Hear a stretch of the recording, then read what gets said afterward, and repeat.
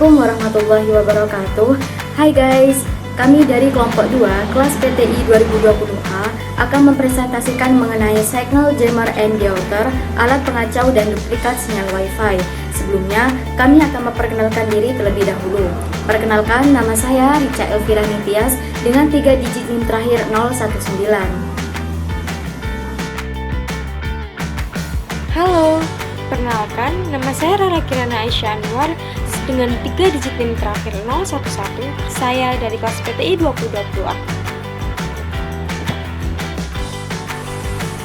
Perkenalkan, nama saya Bagarinsa dengan 3 digit NIM terakhir 017.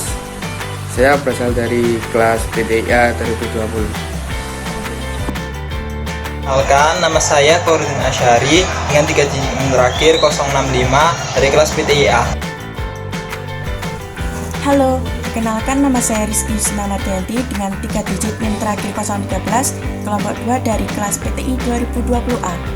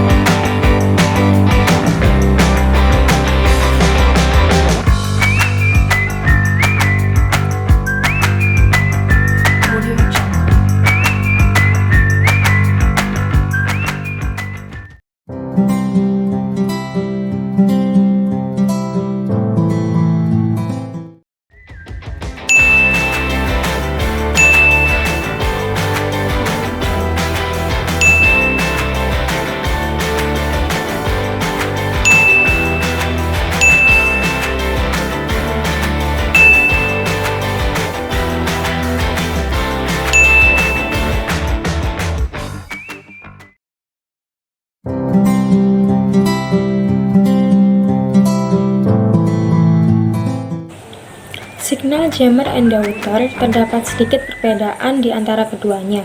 Jammer mengirimkan sinyal derau pada spektrum Wi-Fi 2,4 GHz sehingga mengganggu spektrum frekuensi Wi-Fi, sementara deoder mengirimkan paket yang menginterferensi sinyal sehingga mengganggu ke router Wi-Fi.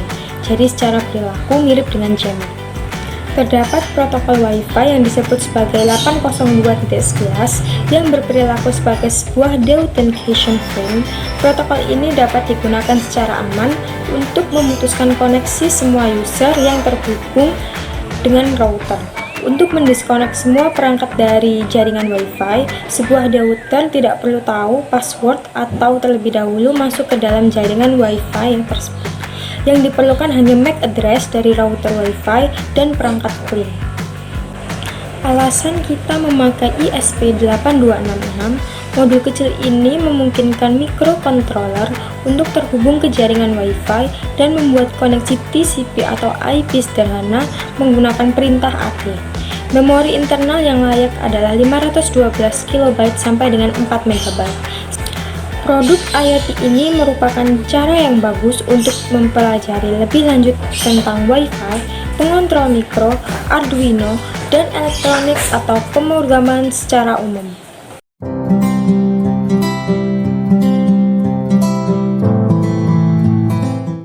Oke, sebelum masuk ke codingan, kita sebaiknya menginstal terlebih dahulu perangkatnya untuk mengcoding, jadi nanti bisa dibaca. Linknya nanti ditaruh di deskripsi. Kita download saja di Google. Kita download seperti biasa. Di sini ini ada tulisan download. Oke, kita open. Nah, di sini kan sudah terdownload. Kita langsung saja install programnya. Caranya menginstal itu buka lokasi Arduino-nya, terus masuk ke libraries. Nah, di sini kalian bisa langsung mengkopinya. Oke, di sini. Tunggu beberapa saat. Karena di sini saya sudah menginstalnya, kita skip saja. Oke, langsung saja masuk ke Arduino-nya untuk menginstal di dalam Arduino tersebut. Oke, di sini sudah terbuka. Kita langsung saja pilih tools ke board manager sini ya.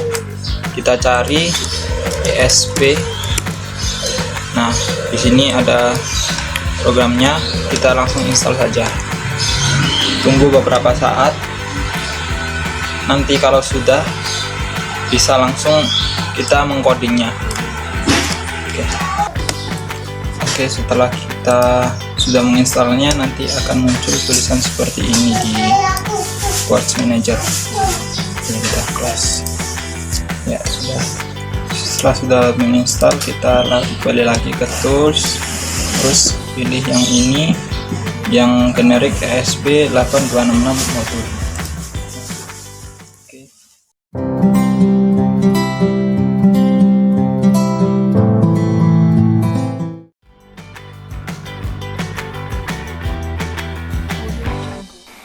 Flashing firmware pada ESP8266 dilakukan apabila ESP8266 memiliki firmware yang sudah lama dan tertinggal.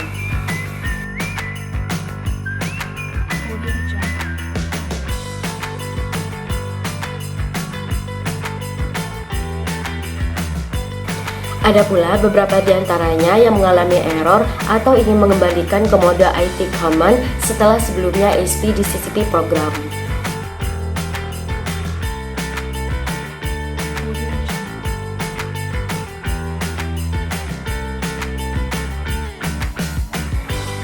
Saat selesai di flashing, node MCU akan mengalami reset. Pengguna juga dapat meresetnya secara manual dengan menggunakan push button reset yang ada pada boardnya.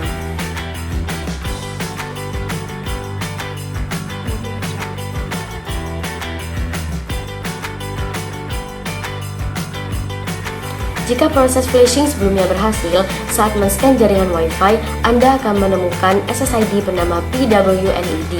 Itu adalah SSID yang dimiliki oleh node MCU di outer.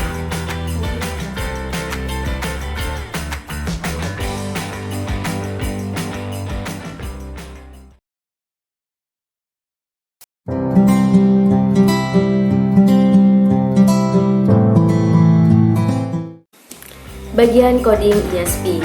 ESP8266 adalah modul Wi-Fi murah yang dibangun oleh sistem Espressif. Popularitasnya telah berkembang di antara komunitas perangkat keras berkat fitur dan stabilitasnya yang bagus, hingga dapat dengan mudah diprogram menggunakan Arduino IDE. ESP8266 merupakan Wi-Fi chip murah dengan TCP penuh atau IP. Nah, modul kecil ini memungkinkan mikrokontroler untuk terhubung ke jaringan Wi-Fi dan membuat koneksi TCP atau IP sederhana menggunakan perintah AT. Ini juga memiliki jumlah memori internal yang layak, yaitu sekitar 512 KB sampai dengan 4 MB, sehingga dapat juga digunakan sebagai perangkat IoT mandiri dengan jumlah pin GPIO yang lebih sedikit. Codingan ini juga menggunakan bahasa pemrograman yang sesuai dengan ESP yang kita gunakan, yaitu ESP8266. Nah, untuk langkah umumnya dapat disimak sebagai berikut. Langkah yang pertama, buka Arduino IDE yang sudah terinstall beserta dengan library-nya. Langkah yang kedua, jika mengalami kesulitan pada saat membuat program, unduh repository pada link berikut ini. Langkah yang ketiga, ekstrak folder yang telah diunduh dan arahkan ke jalur berikut untuk membuka file di Arduino IDE. Langkah yang keempat, arahkan ke alat, kemudian papan. Pilih papan yang sesuai dengan yang Anda gunakan. Untuk node MCU 12i berfungsi di sebagian besar kasus. Langkah yang kelima, pilih komunikasi yang benar dengan cara masuk ke tools, kemudian port. Langkah yang keenam, tekan tombol unggah. Langkah yang terakhir, jika tab telah mengatakan selesai mengunggah, berarti Anda telah siap menggunakan perangkat.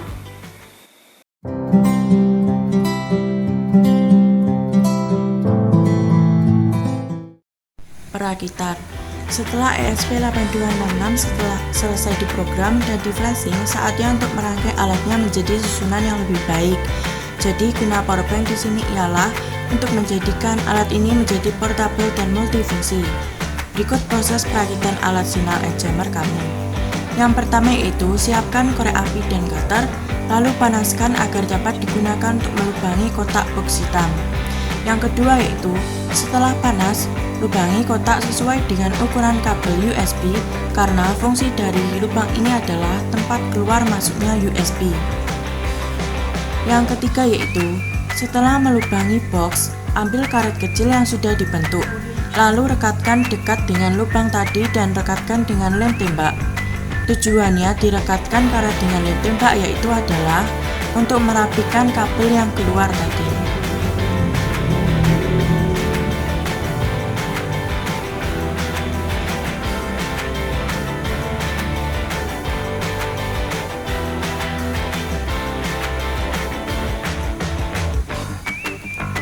Yang keempat yaitu, selanjutnya ambil stick es krim yang sudah dibentuk sesuai ukuran SP8266. Masukkan ESP di dalam stick es krim tersebut. Tujuannya dilakukan hal tersebut adalah melindungi ESP agar rentan terhadap guncangan. Yang kelima yaitu, memasukkan stick es krim yang berisi ESP ke dalam box hitam dan juga beserta dengan kabel USB-nya.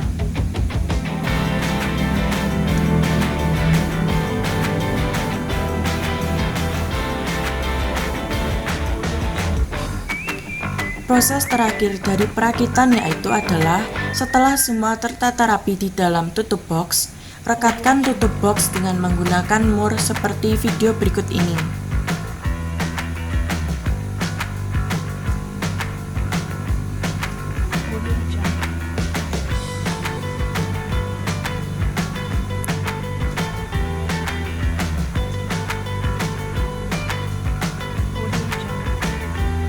Setelah tutup direkatkan oleh mur, lalu taruh powerbank di atas kotak tersebut. Selanjutnya yaitu alat siap digunakan dan diuji coba.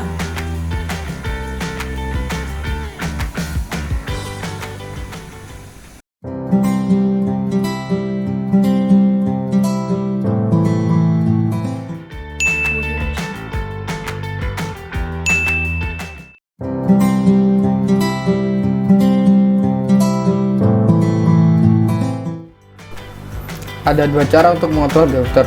Yang pertama menggunakan command serial, yang kedua dengan menggunakan antarmuka web. Di sini kelompok kita menggunakan cara kedua, yaitu antarmuka web. Untuk antarmuka web, pengguna harus terlebih dahulu terhubung dengan jaringan SSID PWNet tersebut menggunakan smartphone atau komputer dengan menggunakan password deuter. Pertama kita masuk ke SSID dari deuternya dulu.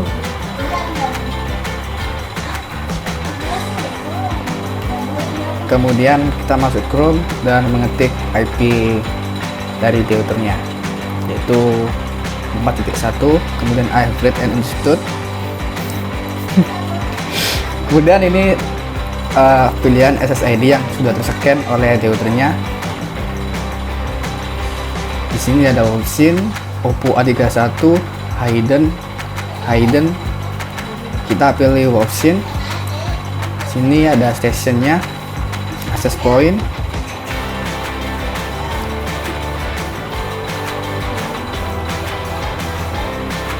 Dari sini kita akan attack. Nah, sini ada tiga pilihan, deuter, beacon, dan probe. Saat kita tekan deuter, wifi option yang awalnya telah terhubung akan terputus kembali dan terulang-ulang sampai deuternya mati. Kemudian ada probe, beacon.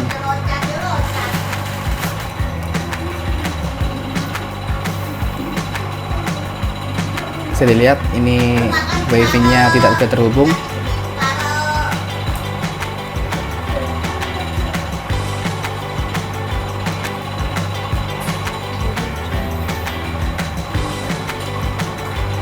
Kemudian kita pilih SSID. Nah, saat kita aktifkan probe tadi, ada SSID cek yang telah kita coba sebelumnya. Sekarang kita clone yang cek ini menjadi option. Kita remove dulu semuanya.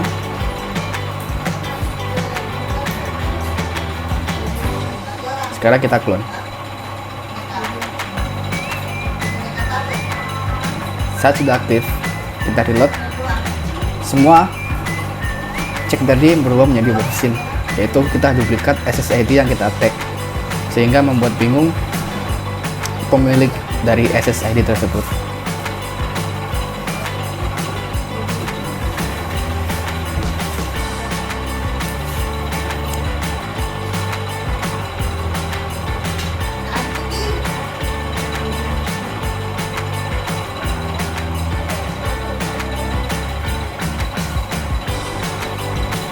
Ya, inilah hasilnya.